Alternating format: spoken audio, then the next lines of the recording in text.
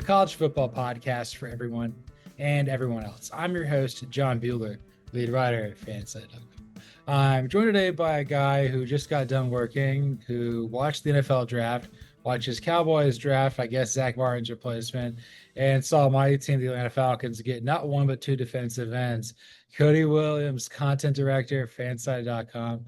God, it has been a long time since we did 3 yards of cloud pot, but we're here. It's been a minute. Forgot what the late nights on false start felt like. Wish my vibes were better, but happy for you. You got two players who I like better than the one player that the Cowboys drafted. So, we're just here. I mean, this time a year ago, I was going through it with we just signed Cousins and then we drafted Penix. It's And true. but yeah, you did a great job hosting the draft show. We did not overlap. I replaced you Yeah. like a very extended Kirk Cousins. And what we think Tyler Booker's going to do with Zach Martin. So I mean, had I stayed on the show, I would have been just like Ian McMillan last year, where he spent the next like 2 hours just like trying to come to terms with the Penix pick. That would have been me with Tyler Booker. that man got back from Vegas an hour before he went on air, and he went up there, and I came back there and joined him on there. It's a tough spot for the guy. He's Canadian, so he loves the NFL, doesn't know college football as well as we do, but we know he appreciated my insight, and just appreciate that we're doing this. This is the last show before I go to Phoenix. I'm going to get up in 7 hours and work a day, and then go to the plane. It's gonna be great. Hey man, we're all vibing. You said I was done working. That's not quite true. I've still got to do a mock draft for day two, and I've still got to grade every first round pick. So we've got a long ride ahead. Yeah, we gotta edit this. I made the audio. I'll edit this in the morning. But yeah, like I said, we did 3 yards and a cloud of punt. So for those of you who have new to the show since football season ended, what we do, this is basically the type of show that we do to recap the end of college football Saturday. We do That's four right. segments: run, pass, punt for Marty Ball. That's Marty what we Ball, did. baby. That takes a new turn now because Marty Schottenheimer's son Brian's the head coach of your Cowboys. But run is basically two topics that like we're really excited about. We're very pro. Pass means we don't like it. Punt, we don't know. We're just going to defer and need a little more time. Yeah, 100%. And it works out. The only time I think it ever like somewhat failed us is when we got late in the college football playoff and we're like, oh, there's like two teams playing. Like, I don't know how we're gonna run and punt with everything we've got going on We here. we did we did figure this out. I've been doing an audit on our segments. I'm like, what's the difference between playoffs to kid me and word manuals manual? There is a difference, but like I'm going back in time, like our minds have shifted. They're completely destroyed. So let's just get going. I'm gonna run for the first topic here. Let's do it. Let's just talk about some players that we think went to great situations. I will say at the start of the program, the first seven picks that we had the seven guys correct. So I think that like not necessarily the trade with Yeah. the Jaguars moving up from 5 to 2 to get Travis Hunter and Mason Graham going to the Browns at 5, but the first seven picks pretty straightforward. Not going to spend a whole hell of a lot of time on that.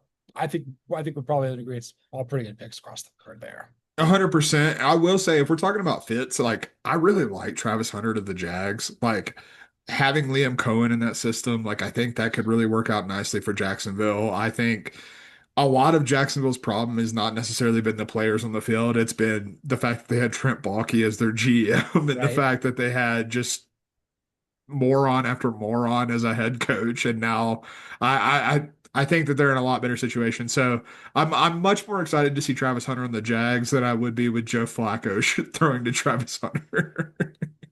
I mean, like I didn't know teal and pink looked so good. It's like a roller coaster from San Diego back in the day. That's But all right. like James Gladstone's, I don't even know if he could shave his face, but he made the boldest move, one of the most boldest moves of the draft to go up and get Travis Hunter. I think you are right though that like if anybody's going to play both ways, it's Travis Hunter in Jacksonville. I doubt that's going to work, but he'll be productive there Oh yeah. in Duval County, and Mason Graham will be pretty good there for the Browns. But like, I'll talk about this a little bit later. But yeah, I think that's pretty good. Let me see what did I put down? A player that I think that went to a great situation. Honestly, I love Maxwell Harrison going to the Bills. I love that a Really? lot. Okay. Yeah. I'm like, because I mean, we're probably gonna be all over the place here. I'm like, okay, defensive minded player, played for a defensive minded head coach. Mark Stoops goes defensive minded guy with Sean McDermott, plug and play. seemed like a guy that people were kind of like, okay, I kind of maybe want to take him in the first round. This is a guy I thought the Falcons were going to get instead of James Pearce Jr. Yeah. I feel like this is one of those picks late in the round where like you owe it to yourself to try. I think that that has a pretty good chance for him to succeed there. I can see that. I'm a little sour on Maxwell Harrison, and that's kind of where. But like in terms of situation, like you are right, it is a good fit, and I do think it'll help him continue to develop. It's just Maxwell Harrison is a corner. I don't think is a first round player, but I think the fact that he ran the fastest 40 at the combine put him in that first round, and so like it's hard for me to erase that. But in terms of fit, you're right, it is a really good fit, and like he's going to be expected to play because they re-signed Tre'Davious White, who hasn't been good in like 4 years. That's how desperate they are at corner right now. Yeah, that's true. Another guy I had that I thought went to a great fit, Malachi Starks going to the Ravens. Yeah, That's just not fair, man. You're playing next to Marlon Humphrey and Kyle Hamilton. yeah, safety wasn't even a big need for them, but it's like it's gonna work out. Like it's going to be great. Like that's the thing about it. I was talking to Ian McMillan on the Stack in the Box live show there, and I'm like, at some point the Ravens have to get to one Super Bowl. I don't know what it is. Maybe it's just Lamar is not about it in the playoff format, but like defensively, I don't think you're going to find three better like players that are on the rise or in their prime and the secondary than that. I'm like, I saw this. I'm like, I'm happy for Malachi Starks. Didn't think he was going to be on the board that long. Really glad he didn't go to the Eagles. Well, that's going to be my next one. That's a good fit, and it's much to my chagrin. But Jihad Campbell on the Eagles is so good, man. Like you're talking about, like literally, Jihad Campbell is like a more athletic version of Zach Bond, who was awesome with the Eagles, Yeah. and who they just re-signed. Like it's such like I want to curse so badly. Like it's such BS that the Eagles like do this every single time. Like they literally just are looking and are like, hey, who's the best player that's not been drafted at this point?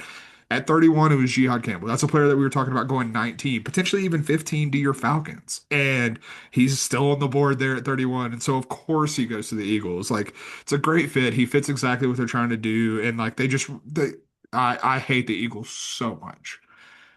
I can tell. I'm going to talk about him a little bit later, and I think our next segment here. But like the big thing with Jihad Campbell is like I don't know if he can spell Eagles. He might have been a fan of them. He was just up Yeah. there vibing, getting everything mixed up. It's like the richer got rich and AEGLS. Hey man, that's how you spell it in like Wales or Ireland or something. Yeah, I know. It's just like you're inside Lehman Davis. Who knows how to spell this? That's That's the team. right. Yeah. There's another state podcast. Brother loves that movie. Made us watch it a couple of times. We I'm a kept falling big asleep. I love that movie as well. I'm a big Inside Llewyn Davis. That's probably like my like second favorite Coen Brothers movie. I can get there. Like, what's your favorite? Is it Big Lebowski No, or I, Fargo? I'm not as big of a Big Lebowski fan as you are. I do like it, but it's not like my top tier. No Country for Old Men is Okay, top tier. I don't think I've ever seen that all the way through, so that might be something I need to change. Okay. Yeah, Yeah, absolutely. and Hang Me, Oh Hang Me. I would say like another one that I really liked. Marion Hampton to the Chargers. That's just Yeah, I that had feels that like one down too. that's hand in glove. We kind of saw like Bolts are going to go with a weapon here or a Michigan man, and I feel like it's the right time of the draft for Marion Hampton to go off. He's going to be a reason that like Justin Herbert, like they're going to think he's like a superstar when he's just a okay franchise quarterback.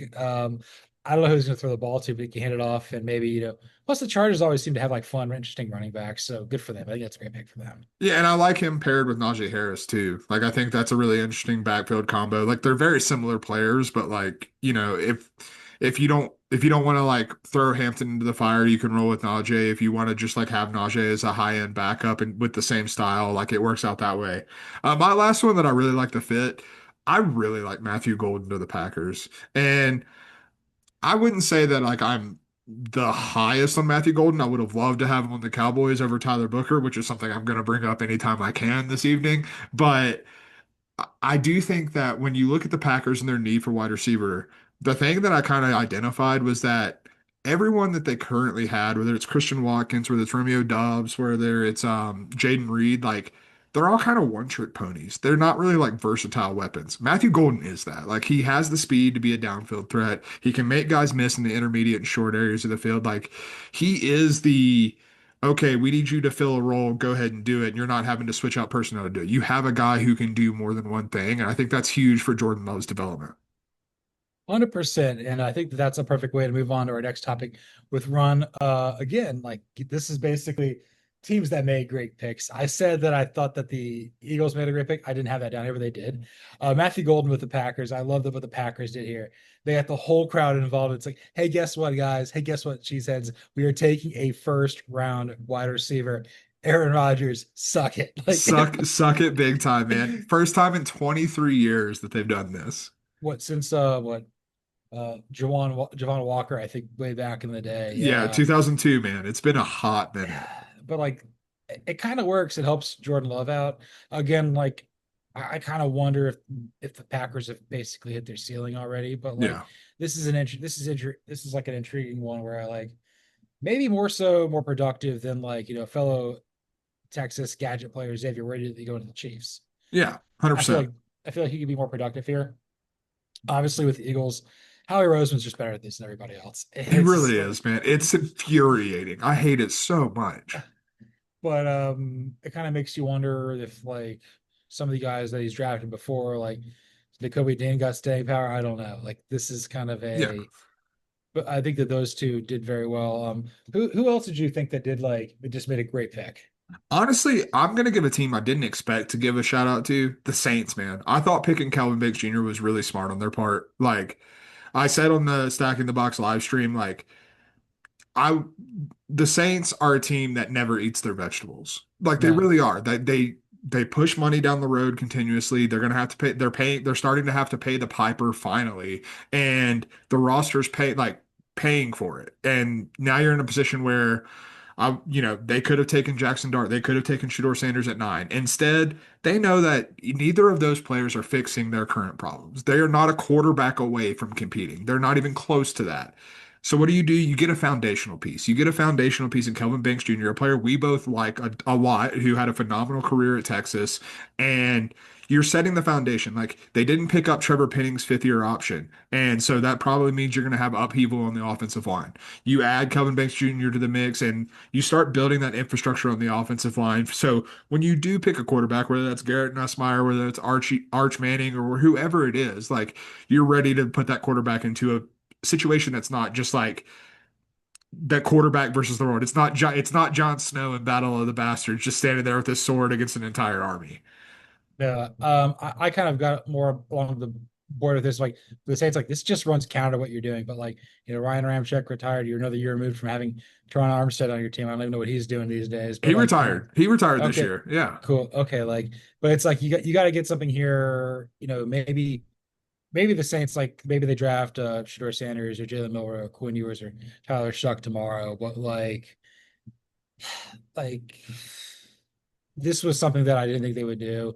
Again, they haven't drafted a quarterback in the first round since '71 and Archie Manning. Yeah, right. I mean, it'd be fitting if they wait until 2027 and their two quarterback first round picks in like 50 years are Archie and Arch Manning. Like that would be, I mean, honestly, just symmetry is just beautiful. I read about this for fanside.com. Like, yes, anybody who has Arch Manning is like going in the first round next year is an absolute moron. Don't write their mock draft. 100%. Like Garrett Nussmeier makes a lot of sense here. In a way, like Lenore Sellers could work. I also think Cade Klubnik could work a lot with the Saints too. I agree with that, especially with Kellen Moore. Like, I think that makes a lot of sense. Yeah, you got a guy who played at Westlake High School, or plays in the legend of a guy who played at Westlake High School. That's right. Yeah, it works out, man.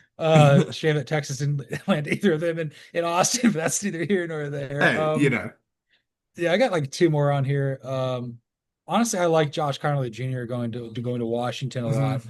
I was talking to get on the show with Ian McMillan when I came back on for the James Pearce Jr. pick. I'm like, I feel that like what Josh Connolly Jr. did at Oregon translates very well to what he'd be asked to do with Cliff Kingsbury there in Washington. Again, Washington was I feel like they had the easiest draft pick to do. Is like they could basically do anything but take Shedeur Sanders and it would be okay. You could get a receiver, Yeah.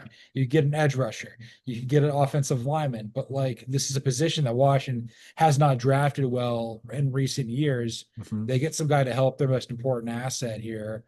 A guy playing with a chip on his shoulder with knows how to play with high end quarterbacks. I think that was it made sense in the moment. We'll see what happens, but I'm like the more I thought about it, like I think this is a good move.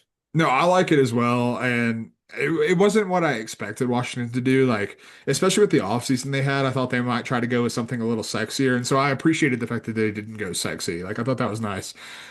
Speaking of a sexy pick, but one that I don't think we expected, but I also really like Michael Williams to the 49ers. And I think like I was on this again on the Stack in the Box live show. I had Peter Panessy of Niner Noise, one of our fan side colleagues, on there. And like he just started laughing because he goes, "This is such a Robert Saleh pick," and it is because you look at what Robert Saleh values, and it's freaks. He likes freaks of nature, and Michael Williams is a freak of nature. And so like if you're trying to rebuild this defense, because you look at this 49ers defense right now, man, it's Nick Bosa and Fred Warner, and then a bunch of guys that I'm not so sure about. So, like, getting someone who has the potential to be like a true game wrecker and Michael Williams with a lot of versatility as well, I like it just really seems to fit what Robert Saleh would want in that capacity. It also felt very John Lynch too. It's like this Mhm. guy does a lot of things. Well, what is it? He's a lot of things. He's a jack of all trades. I think the biggest thing that people like what hurt him is just the film off a chop block. You saw that in real Yeah. time. You're like, yeah, this. You saw this like when we're covering the Aflac kickoff with Georgia Clemson. Like, yeah, this is gonna mess this season up. Apparently, he was playing like 60% the whole year, which I mean, like everyone gets hurt in this, but like this is his junior year. This was a year that like if he would have Mhm. been fully healthy, I mean, maybe Georgia goes further in the playoff. Right. Obviously, you couldn't account for Beck getting hurt and throwing it down, but like I kind of knew that Michael was hurt for a while, but he had to go get what he needed to. I think that for the most part, I trust the 49ers with this current regime to get it right in the front Yeah. seven. And I think that like they took a calculated risk here, and I respect it. Not one of my favorite picks, but like I get it in the moment. No, 100%. And like I guess I just like it was kind of one of those like not I like I don't I never connected Michael Williams to the 49ers at any point in this entire draft process. And so like there was that initial surprise, and then the more I thought about it, the more I talked to Peter, like the more I was just like, you know what, this kind of makes perfect sense. 100%. And my other one that I really loved, I love Tyler Warren to the Colts. I think Yeah. that that's Yeah. yeah. Watching that in real time when I first came on, I'm like, I was talking with Mike Luciano on there, and he's like, okay, at seven, well, he's a Jets fan. He's like, okay, we get Armand Bimbu or Tyler Warren. I'm like, couldn't really go wrong with either pick. I think that like maybe just the Mhm. offensive tackle seems to be kind of more in line with what they would want to do. They've got a lot of weapons as is. I get it. Bimbu looked really good in film. I was watching that on so technically sound. But Warren like going to the Colts, it's gotten to the point where like it doesn't matter if Shane Steichen or Chris Ballard aren't there. This is a piece that you can build around.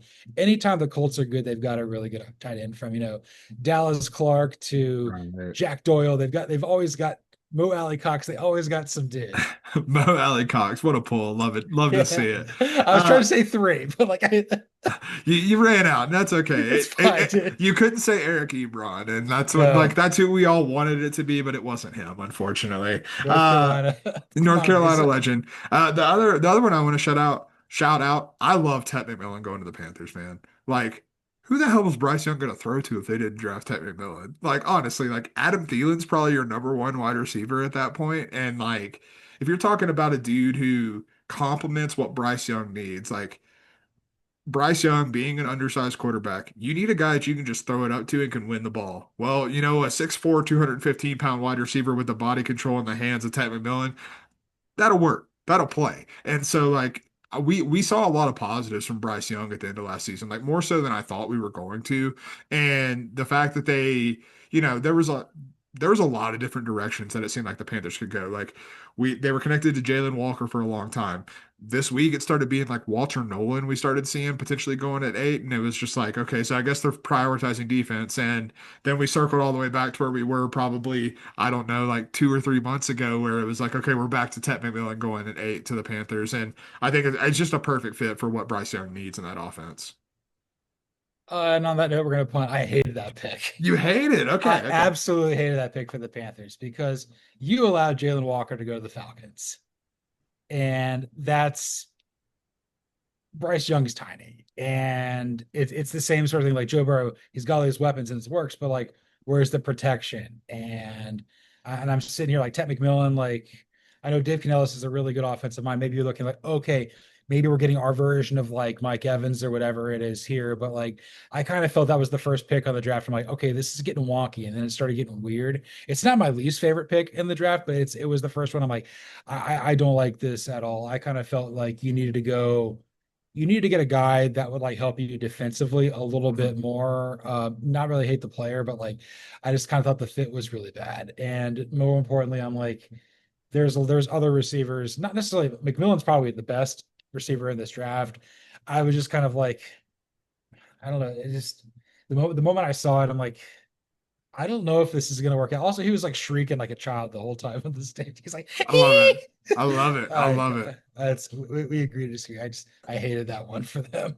No, completely fair. I I'm a little higher on Bryce Young, and I also think that I look at it from the perspective of I'm wondering how much the Panthers actually ever wanted Jalon Walker. You know what I mean? I think there's definitely a factor of that in there. And also like you look at Tet McMillan and I think a lot of the things of his draft stock, like quote unquote falling, was more or less just fatigue. Like you go back to middle of the season, he was basically a top 10 pick every single week over and over again. And then he runs in the high 4.4s or the low 4.5s, depending on which timer you're looking at his pro day. And everyone's like, oh, here's the one reason we could nitpick him to death. And it's like, nah, dude, he's still the same player that's always been a top 10 pick. And so like adding that to Bryce Young, I have a hard time hating on it. You want to talk about a pick I hate though? What are we doing with Emeka Egbuka going to the Not Buccaneers? good. Bro, like, it'd be one thing if you lost Chris Godwin. Even then, I would still kind of push back on it because Jalen McMillan looked really good last year. So, like, it's not like you don't necessarily need it as a first round pick. And like this Bucks defense was pretty shaky last year. And they didn't do a whole hell of a lot to improve it this offseason. Probably still going to be shaky. You let Jihad Campbell fall to the Eagles, which is just going to piss me off even more. Like this just felt like it should have been a defensive pick. And instead of not just like, not only was it not a defensive pick, but it was also a position that where you just now have a surplus. Like now you have four mouths to feed in that offense, and that's before you even talk about Bucky Irving, Rashad White, and guys in the backfield. Like it just felt like a complete misuse of resources. Like I just didn't understand it. Yeah, I was legitimately shocked they didn't take Jihad Campbell. Look, you got three different offensive coordinators in as many years with Yeah, obviously losing Dave Canales to the Panthers and Liam Cohen to the Jaguars. I don't even know who it is at this point. I should I care, don't but either, honestly. I don't. But I'm just like this kind of felt like you go to the Colin Coward thing. It's like you go to the grocery store, you need bread, milk, and cheese, but you come back with this rake, and because this rake was on sale, That's you right. can't eat a rake. Yeah, that was one that I considered. I kind of felt like at that point, like the draft had kind of like lost itself. I'm like, Tampa, you know what? You won the division 4 years now. You kind of do it, but again, not a very good pick. I think most people have panned on that one. Yeah. Another one I don't like. What are the Bears doing with Colston Loveland over Tyler Warren? I don't understand that. I don't really get it either. Like it feels a little like Ben Johnson outsmarting himself, if I'm being honest. Yeah, I saw like the picture they go in the war room with Ryan Poles looking really dumb in his spiffy suit. And I'm like, you guys are just winning the off season, just doing car wheels in the street, but it's still frozen, so you can't do it. It's just it's everything with Chicago. I lived there for 3 years. They do this with everything. They make every player their savior. They make it like impossible, and they crush them like the little the pretty little pet that Chris Farley Tommy Boy had. It's just it's like I understand like Colson Loveland, you're thinking like, oh my God, you got like Sam Laporta Jr. or something like this, or it's Kyle Pitts. I'm like, well, yeah, but you had Brock Bowers in this draft and George Kittle in this draft and Tyler Warren, and you allowed him to go a couple picks later. Maybe he fits better with what you're trying to do, but like I don't know. I figured that Warren's just a little bit more solid than Loveland. Yeah. Also, he had two giant ass elks in his like living room. He And really, I mean, whatever, man. Like to each their own. We had some characters out here at home. I liked the pick. I didn't love it, but shouts to Gray Zabel, dude, just out here like living his best farm life. Love to see that. Yeah, what other pick did you not care for? So I'm going to go to number 17, and the Bengals taking Shamar Stewart. And really, the reason comes down to the fact that I do not trust the Bengals to make Shamar Stewart a good football player. I No. just like. the tools are clearly there, and if they work out, this is going to be a great pick for the Bengals. I don't trust the Bengals to be able to get that out of him. You needed someone like the Ravens, someone like Dan Campbell and the Lions. You needed a really well set defensive infrastructure to get the best out of Shamar Stewart because he's been at Texas A&M, even with Mike Elko for this past year, and we still didn't really see him kind of realize and actualize his potential. All the tools are there, all the physical traits, the explosiveness, the length, the size that goes with all of that. And he still didn't have the production to put it up there. So that means it's all going to come down to coaching, like getting him ready for this. I love Al Golden. We both like Al Golden. He did a great job at Notre Dame. I just don't like. I just there's just a Bengals of it all kind of hanging over this, and I don't have faith in the Bengals to be able to make Shamar Stewart what he could be. You bring up a very good point with the Bengals. I've never considered this. Like, I'm a big Duke Tobin draft fan. I figure that he does a great job with this. What the Bengals do better than anybody else is they get people that have a chip on their shoulder or a guy who has character concerns, and they basically keep him on the tracks for some reasons. It's like, you use speed to cancel out ADD kind of a thing. Right? Yeah. But when it comes to like developing a guy, I just feel that they don't have the infrastructure or the resources to do that. Like, I mean, they're very they have people like smoking cigarettes and dropping it in their eggs in Yeah. their team facility. I kind of get that with you. I figured that like if Mike Green would have been a better fit for them, I think Yeah. at 17. Surprise, Mike Green is still on the board. The character Mhm. concerns must be pretty real. Yeah. And again, I don't know exactly what this is. We can probably talk about it more off air. And I guess now up, we're probably sure the worst pick for the draft or the worst thing that happened. For me, I do not understand Kenneth Grant to the Dolphins at all. I think that was Oh, terrible. okay. I It does I, it does I kind of like the Kenneth Grant pick, so I would love to, I'm excited to hear what you got to say. I just go back and forth. I'm like, there's no juice here. This is a team that I feel is losing its edge. You don't know if Tua can play anymore. Tyreek Hill is just locker room cancer. Jalen Yeah. Ramsey wants out. He's a wanderer. He's the Kevin Durant of the NFL, Yeah. and maybe he'll come to my team or your team. He- It doesn't matter. But like, and then you're wondering like, okay, this is just Michigan. This is just Stephen Ross going Michigan man on them. You feel like Mike McDaniel and Chris Greer are on the hot seat, and you kind of felt like I kind of felt like you got like the equivalent of Jadeveon Clowney in this draft, which is good, but like, is that going to help you go further in the playoffs or in your longest active playoff streak winning drought? No, I feel that like I feel like the other teams in your division all made moves to get better. Like Armand Mimbu to the Jets, I love that. Will Campbell to the Patriots, you love that. I really like that one as well. And then Mhm. obviously I was pretty high on Max Harrison to go into the Bills, but I feel like you got worse in this opportunity at 13. We should have gotten better. So my pushback there would be when you talk about the Dolphins losing their edge, I think that coincides with them losing Christian Wilkins. And Yeah. now you're getting a defensive tackle, someone on the interior of the defensive line that I think is a different player than Christian Wilkins, no doubt, but I think could have a similar type of impact on the defense. Again, I didn't list it among my favorite picks because it's not one of my favorite picks, but like I am favorable toward it just because I correlate exactly what you're talking about to losing that presence on the interior of the defensive line, and I think Kenneth Grant has the potential to be that. But let's be clear, the worst pick of the first round was the Dallas Cowboys taking Tyler effing Booker. Are we effing kidding me? I'm like, brother, it is the big by far like you look down the board, there's no bigger reach than that. Like dude was like a fringe first round pick. Like was probably like either you're taking him like at 29 or 20 like at the earliest 25 if the Texans had they stayed there and the Cowboys are taking him at 12. I don't give a damn if you needed to replace Zach Martin. I don't care at all. Like the fact that you were taking Tyler freaking Booker, who I don't even have as the best guard in this class, but even if it's not my opinion, like I don't have like I would take Gray Zabel, I would take Donovan Jackson over Tyler Booker. Tyler Booker does not fit what the Cowboys are trying to do. You need a wide receiver. Right now, Jalen Tolbert is your effing wide receiver two besides CeeDee Lamb. What are we doing? This is just like honestly what it feels like is it feels like Jerry Jones was all set to take Tet McMillan at number 12. He gets taken at number 8, and instead of trading down or instead of like recollecting himself, he just pissed his pants like an 82-year-old man and took a guard at 12. I am apoplectic.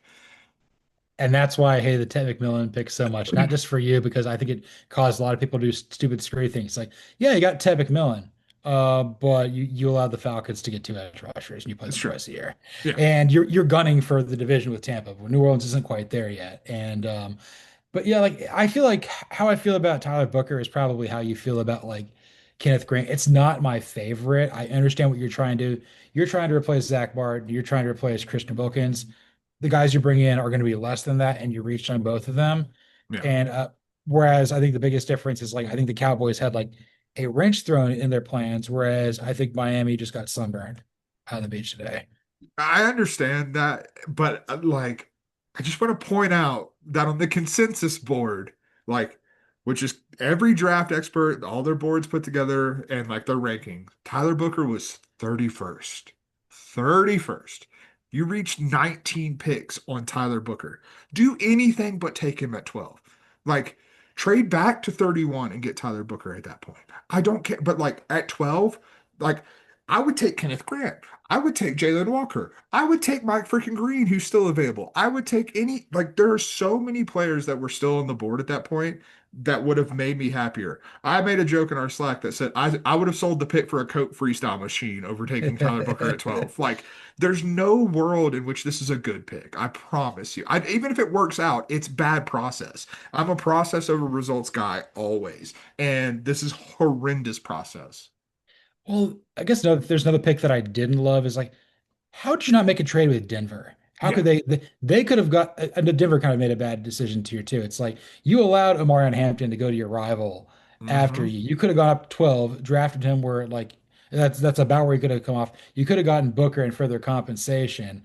And instead you got Jahdae Barron. I'm like, yes, Denver is pretty good with defensive backs historically, but like some guy. He may be great. He may be just a guy in this draft. I kind of felt like you did so well. You were so confident, cocky with Bo Nix last year, and it worked out. I kind of feel like you backslid there a little bit. Again, Yeah. like that's what I'm saying. Like the Ted McMillan that caused all the chaos. Yeah, but to me, that means it's a good pick because like all these teams were like banking on having Tet McMillan. So like the fact that they were left scrambling because you took Tet McMillan, maybe the counter argument is that means it was a good pick for the Panthers. Maybe. I don't know. Let's get Jesse Bates just clubs on both heads. Just That's get right. him. There we go. Yes, that's good. And yeah, we got all of our past. Let's punt stuff that we're gonna punt right now. Oh Yeah, yeah, right. we're punting. We're punting Okay, hard. stuff that we just don't know yet. We need more time to get our heads around. You start. Uh, Shedeur Sanders doesn't have an NFL team right now. What? Doesn't make Yeah, I'm a little baffled by this. Like, it's not even the fact that Jaxson Dart got taken ahead of him. Like, I think we all knew that was a possibility at this point. yeah. Like, I think that the ceiling for Jaxson Dart is definitely higher than Shedeur Sanders, and I feel pretty confident saying that. The floor is definitely a lot lower, but like the ceiling is also higher. And so, like, I don't think there's anything wrong with that necessarily. But the fact that a team doesn't want the fifth year option of Shedeur Sanders, the fact that a team didn't trade back with the like it just feels weird. It like we had an episode not too long ago, maybe even less than a month ago, where it said the Shedeur Sanders hate has gone too far. And this is It- exactly what we're talking about. Like Shedeur Sanders is a first round player in my book. Like he truly is. Like he is a quarterback that you totally justify taking in the first round.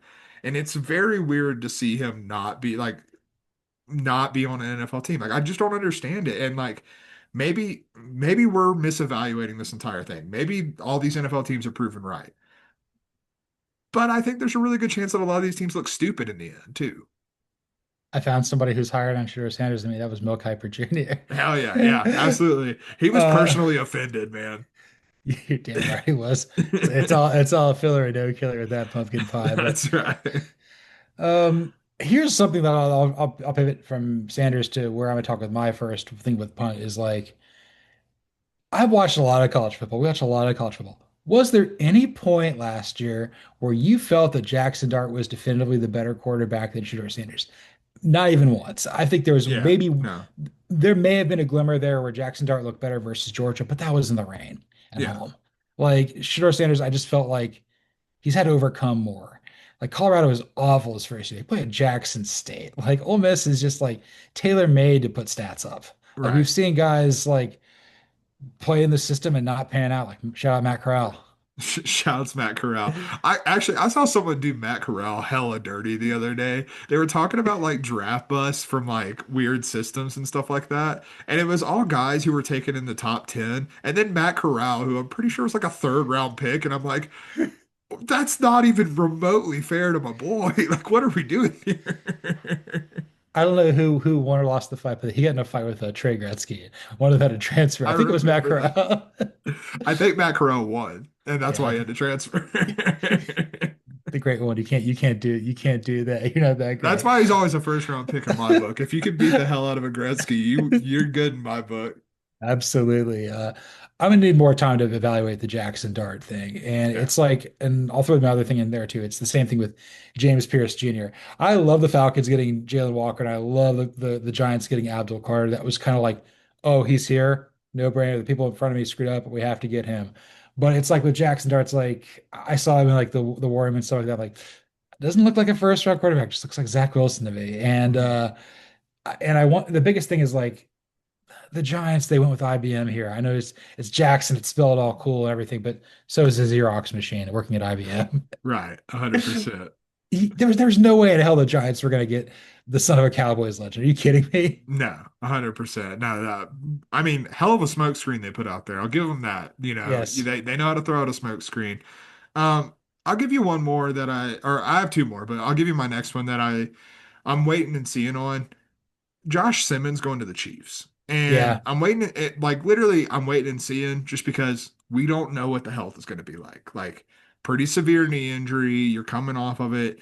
I always worry about young offensive linemen with knee injuries because let's face it, dude's 320 pounds. That's a lot of weight that bad knee has to put up with. And like you don't know what that's going to be like. If it works out, like that's huge for the Chiefs to get him at 32. Like that's absolutely massive. It changes that's like truly a force multiplier for what decisions you can make moving forward if you settle tackle on a rookie contract for the next 5 years. Like that's a big deal. There's just not a lot of guarantee that's going to happen. It's probably a 50-50 toss up at this point. And the fact that we don't know that with the health and like that there is such like a red flag in terms of health, that's why it's a wait and see. Like if it works out, it's phenomenal, but we don't know that. And like I guess like part of that is with every draft pick, but like the not working out in this case is him not being healthy. I could see a situation where like the Chiefs last pick in seventh round, they take Seth McLaughlin. They're both sitting there on the sidelines with like the little knee carts on there, and they light up cigars because they beat the Browns and they're third Saturday in October, That's right. and then the Chiefs lose in like the divisional round to like the Ravens or something like that. But like Exactly. it's we got to know if this guy's healthy. It's become very apparent that like Mahomes is not the same player when he's under duress. Most people aren't. He's a human being. And Hmm. that's but yeah, that's a good one. I'll go back to like James Pearce Jr. for mine just because I Yeah. mentioned that too. It's like the character concerns. Everyone's like, will he mature? It's very clear that the Falcons were going to take him at 15, which would have been the worst pick in the first round. But the Yeah. fact that they went back and everyone's like, it's like, oh, the Falcons got fleeced by the Rams. I think after this year, the Rams might suck. I think the Rams are trending down They're as retooling. Like yeah, you've got one of the best things I've ever heard, and I can't even remember who said it. It was some like respected NFL analyst, but it's been years ago. But they said if a team's telling you something, listen. And yeah. like the Rams were poking around potentially trading Matthew Stafford. They're acquiring future first round picks after, Les Snead was a captain F them picks. Like Cooper the Cup's Ram, gone. Yeah. yeah, like they know that there's a sea change coming. Yeah, when Aaron Donald retires, like this is kind of what happens. I feel like they kind of did Raheem Morris a solid there, Yeah, and everything like that. I appreciate the Falcons going double dip. It's like we're trying Jennifer. They're the ultimate they're trying trying Jennifer. Jennifer 100%. But we'll wait and see if it works out. I guess like you get Jalen Walker, James Pearce Jr. one night. You've got Leonard Floyd in free agency. You still got Arnold Ebiketie. Braylon Trice is coming back after missing all of his rookie year. If we're jamming the torpedoes, yeah, we're going to have a pass rush at some point. The problem is we're not be able to tackle. They should One Emmitt of one Smith. of these six guys is going to be able to rush the passer. It's going to happen. I'll say this before I throw it back to you. My dad always says this. He's like, watch the NFL highlights. He's like, whenever you watch like the old tape of the Falcons, it's never the Falcons doing anything. It's people doing stuff to the Falcons. So it's like an old Emmitt Smith thing. And like Deion Sanders is wearing this jersey in the corner, doesn't even try to tackle him. Oh It's yeah. just you got like I think it's like what Chris Dolman or somebody like that is just like on the turf in a lot of pain, and David Smith just crawls out of the rubble. He comes out of the rubble like Frank Reynolds out of the back of that couch going for the inside. I'm pure. He's so pure. All right. Um, what else do you want to punt on? I'm gonna punt on Walter Nolan to the Cardinals. Like, I can talk myself into this for sure. Like, the upside of Walter Nolan is absolutely there.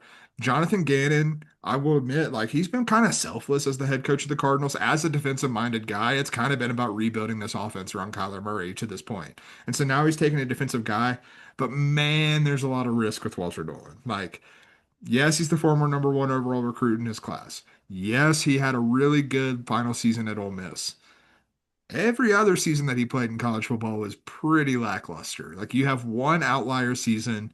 Is that the guy who's going to be there? Like, what's this Cardinals defense going to look like? Like, this feels like you and I have kind of like alluded to the idea that the Cardinals could potentially take off. Like, this is a year where they have an opportunity, and it feels like Walter Nolan might be like kind of like the hinge point there. Like if Walter Nolan doesn't work out, then the Cardinals might just kind of screw themselves. But if he does Right. work out, then like, yeah, you're probably like talking about them maybe competing to win the NFC West. I think I sent you this thing back in the day. Jonathan Gannon is Andre Nozick and Shane Steichen is Dak Shepard. Yes, 100%. But like people like Jonathan Gannon's a raging dork, but the people buy into him. Mhm. I think Monty Austin for it's a fantastic GM. So I do too. I'm trusting his judgment here. But it's like there may be a ceiling with Kyler Murray, but you are right. This may be a hinge point there for Arizona. Shout out going to Arizona tomorrow. Yeah. That's right. Yeah, man. Maybe I'll see. You get to see your boy Walter Nolan in the flesh. I mean, who's this giant guy on the Southwest flight? That's right. And I guess I mean, I don't know if you have any more after this, but like I'll share with mine. I'm curious to see what the ramifications come from the Travis Hunter Mason Graham trade Yeah.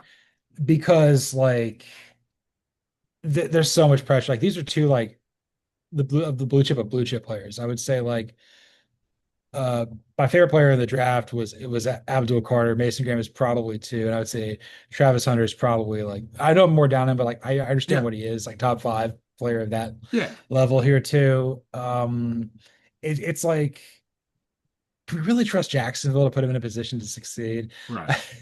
And then Cleveland, it's like Mason Graham's just like trying to play with his chip on his shoulder. He may like overexert himself. Obviously, Michigan man playing at Ohio State. It's I just kind of feel like neither of them asked for this, and that's a lot for like two young men at this point to be like to be involved in such a high profile trade. It's the same thing with like Michael Vick and LaDainian Tomlinson are always tied together because of that trade. Honestly, I was about to use an NBA example, but it reminds me of like Luca and Trey Young. Like truly, Yeah. like that's Hmm. kind of what it feels like. Like you have this unicorn, which Luca was, and then like more of like what seemed like the surer thing in Trey Young, and like they're going to be inextricably tied to each other, and that's unfair to them. So I mean, that's a really good point, kind of tying those two together. I do have one more. I'm I'm going to tie two teams together as well. It's a pick that I'm sure is going to work out for both of these teams because I trust both of these teams. However, I'm punting on it because I don't particularly like either of the picks in terms of what they needed.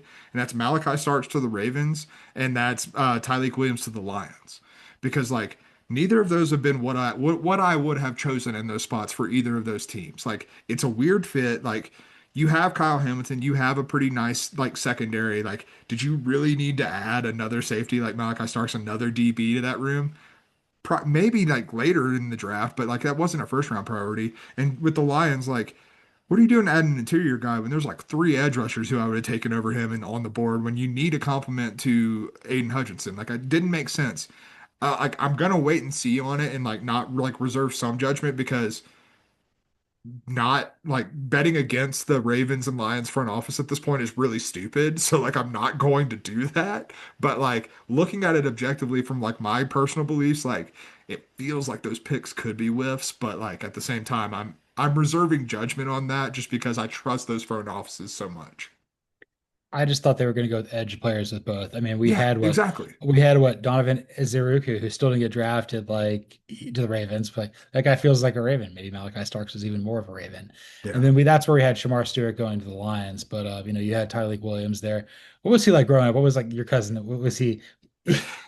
What do You you know, do? Is he, you'd go running out the door trying to, just go play with your friends. And as a run stuffer, he would just like deck you as you tried to run out the door. don't you forget about me. I'm coming with you, cousin Cody. I'm 20 years older than you. You shut up. Exactly.